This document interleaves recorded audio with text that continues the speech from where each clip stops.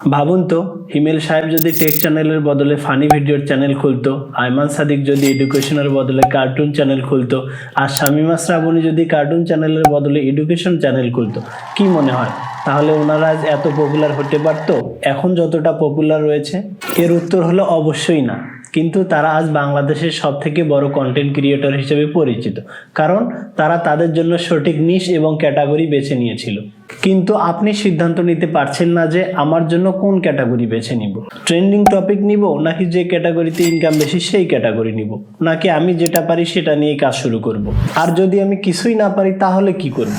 আজকের ভিডিওতে আমি সেটাই বলবো, কিভাবে আপনি আপনার জন্য সঠিক নিশ এবং ক্যাটাগরি বেছে নেবেন যেটা আপনাকে ভবিষ্যতে সফল বানাবে। হিমেল সাহেব টেক ভিডিও এই জন্য বেছে নিয়েছিলেন কারণ এটা উনি ভালোভাবে বোঝাতে পারেন এবং এটা ওনার পছন্দ।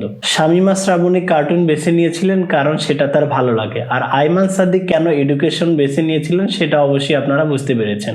এখন যদি আপনি বলেন আপনার কোনো পছন্দ নাই, তাহলে ভুল ভাবছেন, কারণ পৃথিবীতে এমন কোনো মানুষ নাই যার কোনো পছন্দ নাই।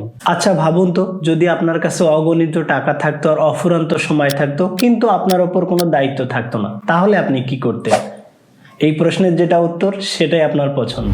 এখনো যদি আপনার মাথায় কিছু না আসে, তাহলে ভাবেন আপনি অবসর সময়ে কি করেন। সিনেমা দেখেন, ঘুরতে যান, গল্প বলেন বা ছবি আঁকেন, ইত্যাদি ইত্যাদি। আর এগুলোই আপনার টাকা ইনকামের মাধ্যম এবং সফলতার চাবি হতে পারে। বর্তমানে সব বিষয়ে কন্টেন্ট বানানো যায় এবং মনিটাইজ করে ইনকাম করা যায়। আপনার যা যা পছন্দ, ভালো লাগা বা শখ, আপনি সেগুলোর একটা ছোট লিস্ট করেন, সেখান থেকে যে কোনো একটা বিষয় বেছে নিতে পারেন। আমি এই নিশ এবং ক্যাটাগরি বিষয়টাতে এত গুরুত্ব দিচ্ছি কেন সেটা একটু পরে বলছি। যদি আপনার লিস্টে অনেকগুলো বিষয় আসে, তাহলে সেখান থেকে একটা অপশন বেছে নিতে হবে, কারণ আপনি সব বিষয়ে তো আর ভিডিও বানাতে পারবেন না।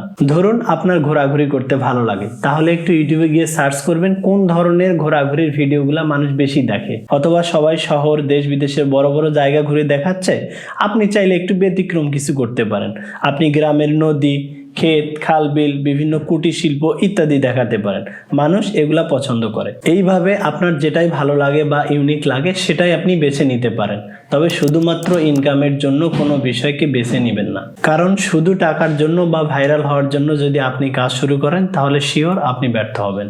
ধরুন এ পর্যন্ত আমার বলা সবগুলো কথা আপনি বুঝতে পেরেছেন। তারপর সিনেমা দেখা এবং সিনেমার রিভিউ ভিডিও বানানোর নিশটাকে বেছে নিলেন এবং এন্টারটেইনমেন্ট ক্যাটাগরিতে চ্যানেল খুললেন। তাহলে এবার ভাবেন এই কাজ আপনি আগামী 5 বছর পর্যন্ত করতে পারবেন কিনা। 5 বছর পরেও আপনি সিনেমা দেখে দেখে সিনেমার রিভিউ ভিডিও বানাতে পারবেন? এক সময় আপনার বয়স হবে, পরিবার হবে, সন্তান বড় হবে, আত্মীয় স্বজন বাড়বে, তখনও কি পারবেন?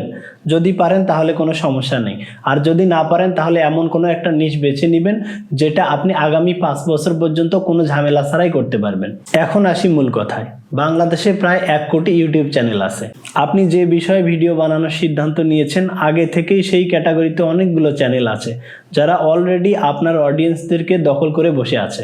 তাহলে আপনি তাদের সাথে কিভাবে টিকে থাকবেন? নাকি কম্পিটিশন দেখে ক্যাটাগরি পরিবর্তন করে ফেলবেন? আপনাদেরকে এরকম কিছুই করতে হবে না। সেই জন্যই ভিডিও শুরুতে পছন্দের বিষয়টা খুঁজে বের করতে বলেছিলাম। যদি আসলেই আপনার কোনো পছন্দের বিষয় নিয়ে কাজ শুরু করেন, তাহলে কম্পিটিটরদেরকে ভয় পাওয়ার কোনো কারণ নেই। আপনার কন্টেন্ট ধীরে ধীরে জনপ্রিয় হয়ে যাবে। মনে রাখবেন, যে কাজটা আপনার ভালো লাগে সেটা করতে আপনি কখনোই বিরক্ত হবেন না, আর এই কারণেই সফল হবেন। শুধু ইউটিউব চ্যানেল খুলে বসে না থেকে কিভাবে দ্রুত সময়ের মধ্যে 1000 সাবস্ক্রাইবার এবং 4000 ঘন্টা ওয়াচ টাইম পূরণ করে চ্যানেলকে মনিটাইজ করে ইনকাম শুরু করা যায়, সেই টেকনিকগুলো যদি জানতে চান, তাহলে আমার চ্যানেল থেকে এই ভিডিও দুটো দেখে নেবেন। শূন্য থেকে ধীরে ধীরে কিভাবে একজন সফল ইউটিউবার হওয়া যায় সে সকল বিষয় গাইডলাইন নিয়ে সামনের দিনগুলোতে ভিডিও আসবে এই চ্যানেলে। এখান থেকে বিদায় নিচ্ছি, দেখা হবে ওই ভিডিওতে।